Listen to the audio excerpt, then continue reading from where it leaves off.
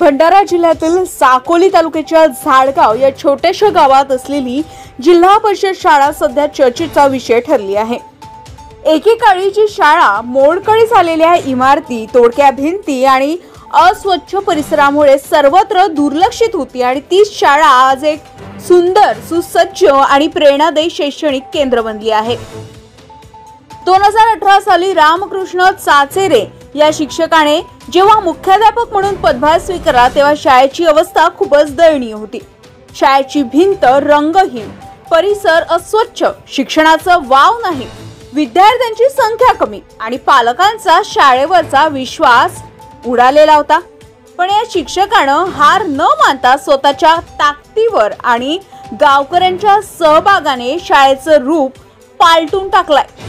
चाचेरे सरांनी सर्वप्रथम शाळेचा परिसर स्वच्छ केला, भिंतींवर माहितीपूर्ण रंगीबेरंगी शैक्षणिक चित्र रंगवली, वर्गखोल्यांचे दरवाजे, खिडक्या दुरुस्त केल्या, विद्यार्थ्यांसाठी खुर्ची, टेबल, पंखे, पिण्याच्या पाण्याची व्यवस्था केली।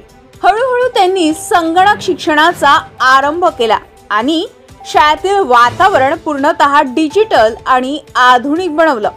आज या शाळेतील प्रत्येक वर्ग सजलेला आहे, विद्यार्थ्यांना डिजिटल पद्धतीने शिकवलं जातं।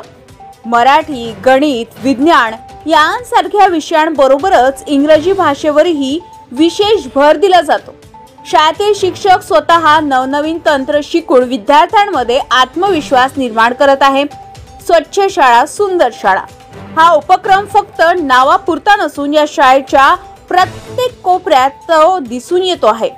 सध्या या शाळेत इयत्ता 1ली ते 4थी पर्यंत शिक्षण दिलं जात असून एकूण 61 विद्यार्थी येथे शिक्षण घेत आहेत। विशेष बाब म्हणजे या शाळेत फक्त झाडगाव गावातीलच नव्हे तर आजूबाजूच्या गावातील आणि अगदी साकोली सारख्या तालुक्याच्या ठिकाणाहूनही मुलं शिकायला येतात। ही बाबच दर्शवते की झाडगाव शाळेची गुणवत्ता आणि विश्वास कुठल्या स्तरावर पोहोचला आहे। मुख्याध्यापक चाचेरे यांचं म्हणणं आहे की शाळा ही फक्त इमारत नसते, ती विद्यार्थी घडवण्याचे एक पवित्र स्थान असते। जर शिक्षक आणि पालक एकत्र आले तर कोणतीही शाळा आदर्श बनू शकते। त्यांच्या या विचाराने खऱ्या अर्थाने परिवर्तन घडलं आहेच।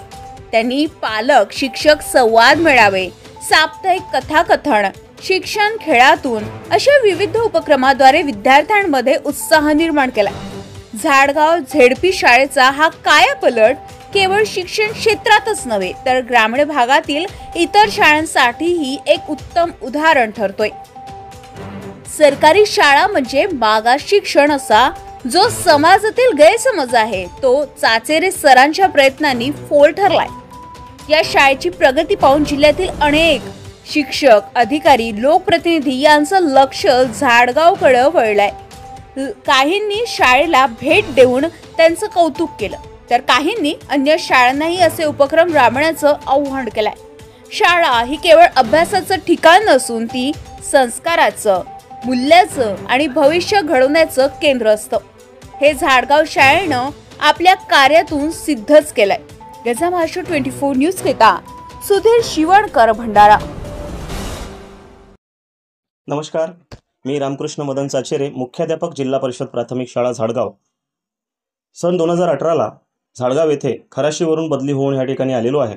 इथे आल्यानंतर पालकांचा सहभाग मिळवण्यासाठी मला नाविन्यपूर्ण असे उपक्रम या ठिकाणी राबवावे लागले। परसबाग असो, रात्रशाळा, शालेय बचत बँक, सोबतच क्षेत्रभेट आणि संपूर्ण गावाचा ग्रामोत्सव कार्यक्रम याची फलनिष्पत्ती अशी झाली की संपूर्ण पंचक्रोशीमध्ये या उपक्रमाची वाहवा झाली आणि पंचक्रोशीतील इच्छुक पालकांनी जिल्हा परिषद प्राथमिक शाळा झाडगाव येथे या ठिकाणी ॲडमिशन घेतल्या आणि शाळेचा पट हा वाढत गेला। आज जवळपास 61 पटसंख्या आपल्या जिल्हा परिषद प्राथमिक शाळा झाडगावची आहे।